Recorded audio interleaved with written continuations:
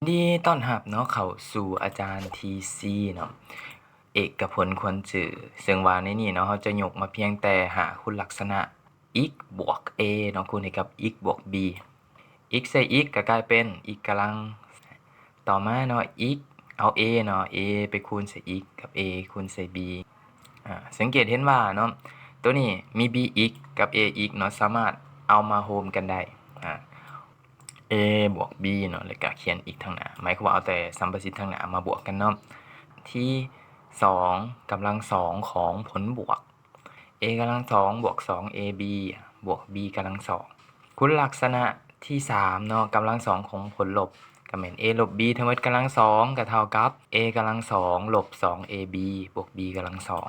คุณลักษณะที่4ผลต่างกำลัง2 a กำลัง2เนาะลบ b กำลัง2ก็เท่ากับ a ลบ b a บวก b ตัวนี้สามารถสับเปลี่ยนบอนกันได้เนาะต่อมาคุณลักษณะที่5เนาะกำลัง3ของผลบวกก็แม่น a บวก b ทั้งหมดกำลัง3เท่ากับ